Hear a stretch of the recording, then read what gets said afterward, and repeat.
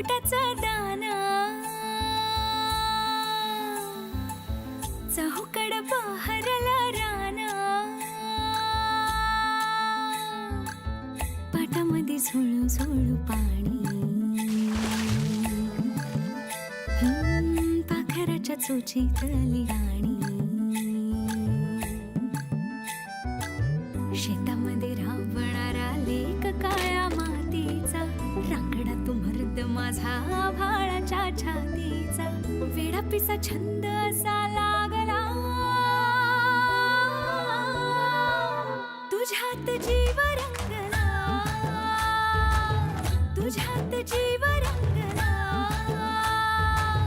तुझ्यात जीव रंगला तुझ्यात जीव रंगला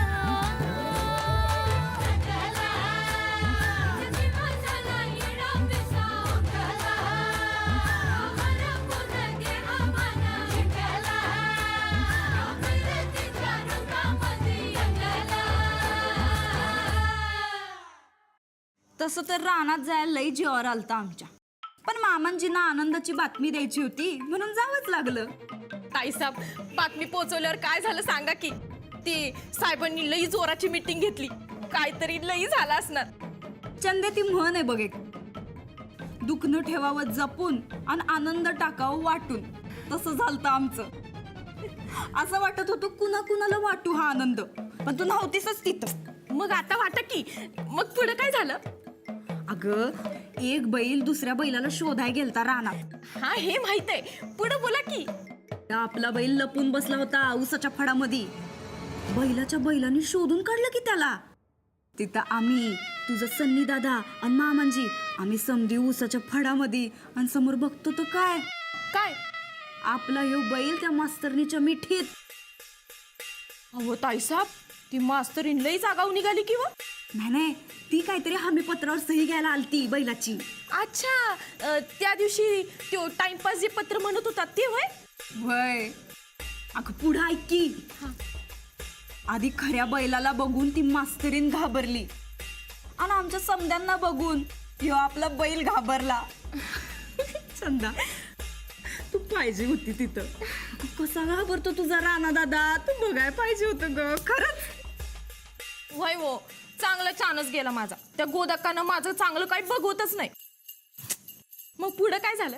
पुढं काय मामांजी लय भडकलं ग. पण अशातच आम्ही ह्यो पाहुण्यांचा बार उडवून टाकला. मग काय अजून भडकलं. मला ना हे समद पिक्चर मध्ये बघितल्यासारखं वाटायलंय. मी पाहिजे होती हो तिथं. चंदे लय मनावर घेऊ नको, पुढच्या टायमाला बघ. असे लय बार उडवायचेत आपल्याला पुढं पुढं. बघा नाहीतर त्या मास्तरनीच्या आणि रानादाच्या लग्नाचा बार उडवायचा. येडी का खुळी तू. असं ऊसाच्या फडात गावलेल्या पोरीला मामांजी सून म्हणून घरात आणतील होय. अ बसवांना हो कुठं चालली स्वारी घाई घाई ना. साहेबांनी त्या नवीन मास्तर महिला बोलवायला सांगितलंय, तिकडे चाललोय. कशाला? ते काय माहित नाही, ते सोक्ष मोक्ष लावायचं असं काहीतरी म्हणत होते. जा.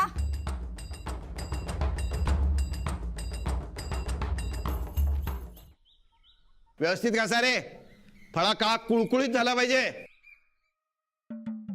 अरे कोळशाचा रंग म्हणजे नैसर्गिक रंग, कशाला पाहिजे ते महागडे रंग.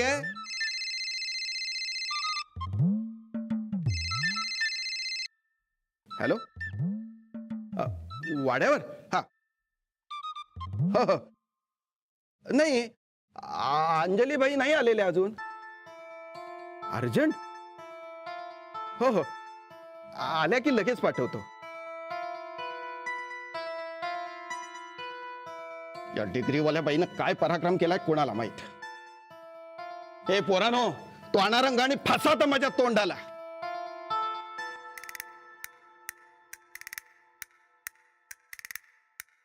सर काय तोंडाला ए वा बघा आले लगेच. नाहीतरी तुम्ही आणि तुमची ती डिग्रीवाली बाई एक दिवस तोंड काळ करणारच आहात माझं. चला. हेड सर, काय हे काळ्या रंगाच्या एका डब्याचं बिल. अहो रंग घेतला नाही म्हणून बिल देत नव्हता दुकानदार. तुमचं नाव सांगितलं तेव्हा त्यानं दिलं. काय प्रॉब्लेम आहे काय? अरे इथं माझ्या आयुष्याचा प्रॉब्लेम झालाय रे. वाड्यावर बोलवलंय. कशाला? देवाला माहित. मला तर वाटतं त्या कॉम्प्युटरचीच भानगड असणार. ही डिग्रीवाली बाई कधी आणि कसा पराक्रम करेल काय सांगता येत नाही. माधू, हा सर. आपण एक काम करूया. आपण वाड्यावर जाऊ आणि ती कॉम्प्युटरची बॅच साहेबांच्या पायावर घालू. राणा, हे माझा लाडका पैलवान, मला सांग तुला काय अडचण आहे? तुला लगीन का नाही करायचं? आबा, कारण म्हणजे मी ब्रह्मचारी आहे. मग कसं करणार लगीन? बर मला सांग तुला ब्रह्मचारी करायचं? सच्चा पैलवान व्हायला. सच्चा पैलवान व्हायला काय लागते? ब्रह्मचारी पण. अरे वेगळं सांग की. बर मला सांग, सच्चा पैलवान बनायला ताकद लागते बरोबर? सच्चा पैलवान बनायचं म्हणल्यानंतर कुस्ती खेळताना मन शांत असावं लागतं, खरंय का नाही? समजा तुझं लगीन झालं तर तुझी बायको तुला प्रेमानं जेवण बनवून देईल. बघ ते खाऊन किती ताकद येते ते. हे बाप लेक आतमध्ये काय बोलायलेत काहीच कळणं झालंय. अरे 4 शब्द बोलायला जवळचं माणूस असलं म्हणजे मन शांत होतं. मन शांत झालं की अजून ताकद वाढती आणि मग बनशील सच्चा पैलवान. अरे आपल्या गोदाकाला अजून किती त्रास द्यायचा? बर मला सांग, जगामध्ये एवढे पैलवान आहेत, किती जण ब्रह्मचारी राहिले? नाही ना. आता बघ, तुझं लगीन झाल्यावर तुझी बायको तुला रानात मदत करेल.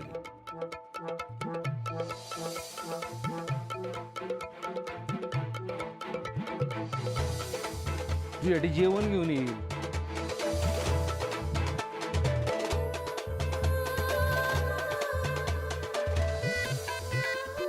तुझी कापड बी तीच पसंत करेल. अरे तुझ्या कामावरचा भार हलका झाला म्हणजे तुला तालमीवर जास्त लक्ष देता येईल. बघ, लगीन झाल्यावर किती सुख असतंय ते.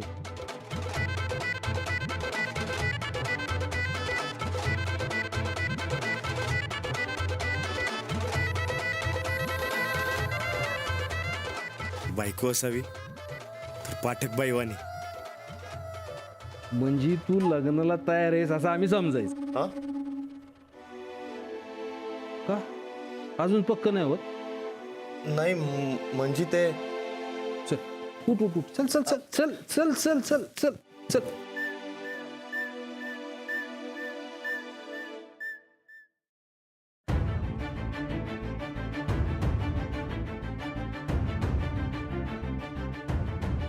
तुझी कायम काळजी घेईल असं वचन दिलं होतं आम्ही तुझ्या आईला. अरे तू लग्नाला तयार होत नाहीस या एका विचारानं 1 मिनिट चैन पडत नाही आमासनी. साहेब, महाजन मास्तर आले. पाठवा.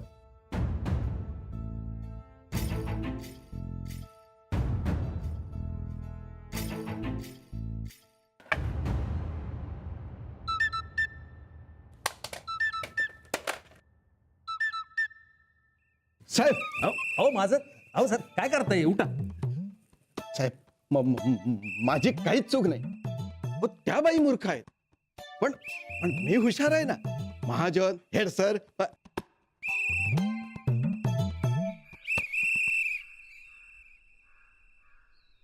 कॉम्प्युटर गेला.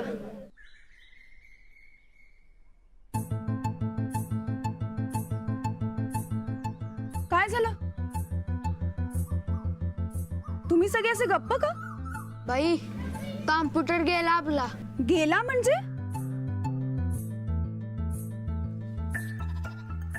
अगं वाड्यावरनं फोन आलता साहेबांचा. मग हेड सर गेलं लगेच कम्प्युटर घेऊन. महाजन सरांना पण ना सगळ्याचीच घाई असते. अगं मी गेले होते सही घ्यायला पण सगळा घोळच झाला.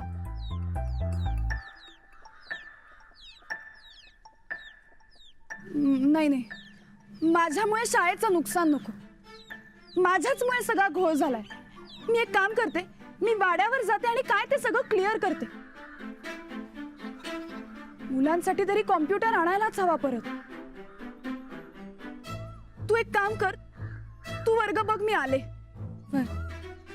चला रे वर्गात चला, चल. हे बघा साहेब, मी कॉम्प्युटर घेऊन आलो. पोरांना कशाला पाहिजे कॉम्प्युटर? मी आपलं गमतीनं त्या बाईंना म्हणालो की गायकवाड साहेबांकडून कॉम्प्युटर चालवण्याचं लेखी हमी पत्र घेऊन ये म्हणून. पण त्या उच्च शिक्षित बाईनं सगळा गोंधळ करून टाकला. पण काळजी नको साहेब, मी स्वतः जातीनं लक्ष घालीन. या नवीन शिक्षकांवर जबाबदारी टाकण्यात चूकच झाली माझी. माझ्या तोंडाकडे काय बघतोस? ठेवतो खाली. साहेब एकदा माफ कर, पुन्हा अशी चूक होणार नाही. हा सगळा गोंधळ त्या बाईंचा आहे. मूर्ख आहेत त्या बाई. मूर्खपणा तुम्ही करताय. त्या बाईंनी स्वतःच्या खर्चानं कॉम्प्युटर आणला तर अडवणार आहे आम्ही कोण? आत्ताच्या आता कॉम्प्युटर शाळेत पाठवून पोरांना वापराय द्या. हो देतो ना, लगेच नेऊन देतो. अहो कॉम्प्युटरचा जमाना आहे, पोरांनी कॉम्प्युटर शिकलाच पाहिजे. तू माझ्या तोंडाकडे काय बघतोस? उचलतो. हो बस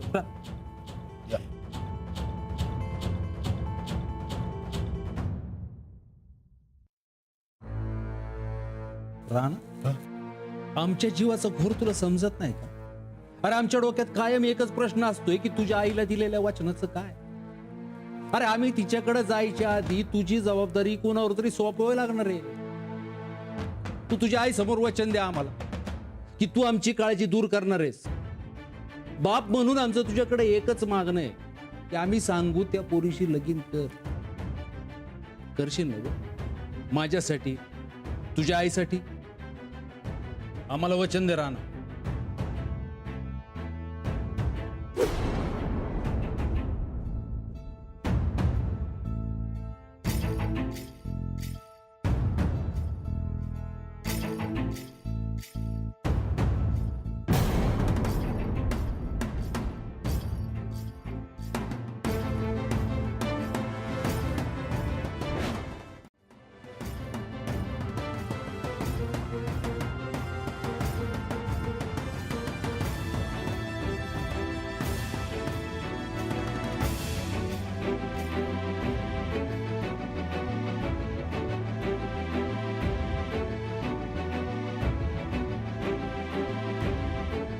सर ऍक्च्युली चूक माझीच होती. मी महाजन सरांना न विचारता शाळेत कॉम्प्युटर नेला. मला वाटलं मुलांना उपयोग होईल. तुमच्या कॉम्प्युटरची व्यवस्था मी मग अशीच केली. महाजनानं सांगितलं तुम्हाला जिथं आवडेल तिथं कॉम्प्युटर ठेवून घ्या तुम्ही. Thank you sir. अहो समध्या जगात कॉम्प्युटर पोचला ना, आमच्या शाळेत पोचलं नाही. अहो ही चूक आहे आणि ती चूक तुम्ही सुधारली त्याबद्दल आम्ही तुमचे आभारी आहोत. आणि आम्ही आमच्या वतीने शाळेत कॉम्प्युटर पाठवण्याची सोय केलेली आहे. अजून शाळेसाठी काय लागला असेल तर बिनधास्त सांगायचं. हो थँक्यू सर. मी निघू? तुम्ही शेतात कशाला गेला होतो? हो ते आबा काय नाही, मगाशी सांगितलं की तुम्हासनी महाजन सरांना परमिशन हवी होती. ते हमी पत्रावर सही मागत होते. इथली सही? नाही ना, अहो हे लपून बसले होते, हे बाहेरच येत नव्हते. आणि मग नंतर मला वाटलं की बिबट्या आला म्हणून मी घाबरून पटकन.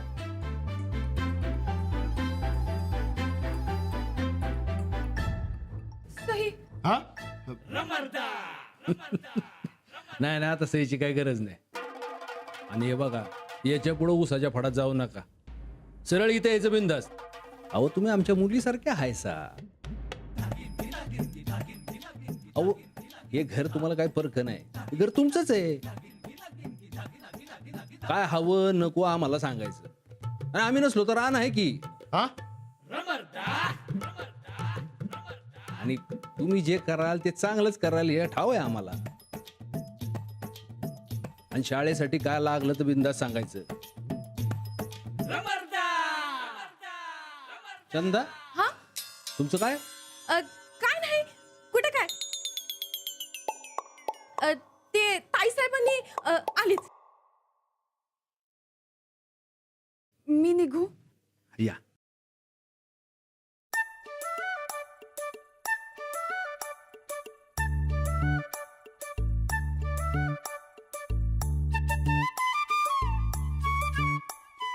करायचं का पक्क? हा, वचन दिले असा सुनेचं पक्क करायचं का? आता शब्द बिब्द फिरवायचा नाही. यंदाच्या वर्षी तुमच्या लग्नाचा बार उडवायचा म्हणजे उडवायचा. कळलं का?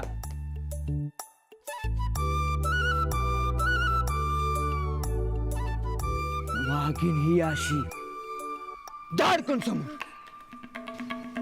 माझं पैर म्हणजे असं लटापटा लटापटा लटापटा करायला लागलं. आईला मग र मग काय मी म्हंटल आता झालं माझं कल्याण. अरे पर त्या वाघिणीच्या टक्कऱ्यात काय वेगळंच. ती थेट शिरली की उसाच्या फडात. अरे खट ऐकायच्या वाघिणी काय फडात ऊस खायला आलती वय? हे उसाचं काय नाही रे, खायला पाहिजे तेवढा. पर उसाच्या फडात आपला इकुंता एक वाघ रानाला लपून बसलेला हो. अगं या मग र मग काय मी म्हंटल आता काय खरं नाही गड्या. हे वाघिणीच नव वय रानादान एका बुक्कीतच बुकना केला असेल त्या वाघिणीचा. मला बी तसंच वाटलं होतं, पण नंतर जे घडलं जाऊ दे. तुम्हाला सांगण्यासारखं नाही ते सोडा. असं कसं सांग की पुढे काय झालं ते? अरे मी सांगून ये आणि तुम्ही ऐकून ये असंच आहे ते. अय आम्ही शाळा शिकतो का तू? सगळं आम्हाला कळतंय. काय ते सांग, उगाच भाव नको खाऊ. हा सांग काय ते काय सांग. अरे सांग की लवकर. आता लयच सांग म्हणालायचा म्हणून सांगतो. सांग लवकर सांग. तर वाघिणी अशी दाडकन तू समोर. मग काय एका बुक्कीत बुकना केला असेल की? बुकना नाही बकरी. हा बकरी? बकरी? अरे तुमच्या वाघाची शिळी झाली ना तिच्या समोर. ए बरकत खाऊन होतास काय? ए अरे ढाण्या वाघाची शेळी कशी काय होईल? अय वाघीण होती काय जादूगरीन? ए माझं पटत नाही ना. मग तुमच्या त्या वाघाला म्हणजे तुमच्या जाऊन शिळीला विचारा की त्या माझ्या कशाला माग लागलायचा. जावा काम आहेत मला. अरे बरकत अरे सांग की. अरे बरकत काय बरकत? अरे सांग की. ए बरकत जाऊ दे लय भाव खाते.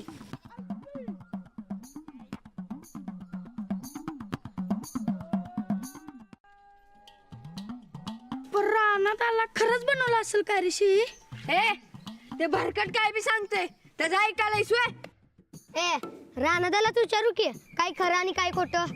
वय आणि ते वाघिणीचं काय झालं ते बी विचार्या. काय र?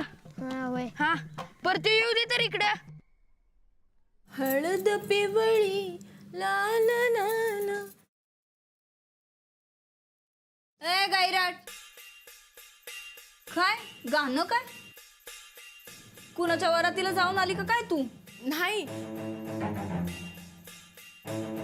पर लवकरच या घरात येणार आहे वरात. रानादाचं लगीन लागणार आहे ना, त्याचीच तयारी. आम्हाला न विचारताच राणा भाऊजींचं लग्न ठरवून आली का काय तू? म्या कशाला? साहेब जमवायलेत खाली. चॅप्टर निघाली हा मास्तरीन. आता सरळ सरळ सांगते का दिवस ठेवून? अहो ताईसाब, गाडी लई फास्टात आहे. काल उसात, आज दारात आणि परवा घरात. साहेब मास्तरनीला म्हणत होतं की हे घर बी तिचंच आहे आणि रानात भेटण्यापेक्षा हितच भेटायला सांगितलंय. आणि ते बी बिंदास, कुणाला विचारायची बी गरज नाही म्हणलं. काय होय, पण असं कसं? म्या बी तेच म्हणलं असं कसं. आणि तुम्हाला न विचारता चालतंय वय? पर साहेब रानाला विचारत जा म्हणलं. आता हे लग्न अगोदर सगळं असं सगळं चालतंय वय? जिच्यामुळं आम्हाला नाक घासावं लागलं ती पोरगी आज आमच्या घरात येऊन नाक खुपसणार. अगं चंदा पण मामांजींना ती सून म्हणून पटली कशी? आता असती कुणाकुणाकडे न्या माणसाला सहजच खिशात घाल. एवढं सोपं हवं ते.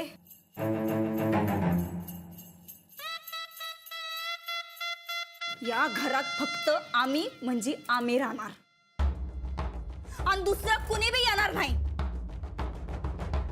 आणि जरी आलं तरी ते आमच्या मर्जीचं असेल. माझ्यासारखी नव.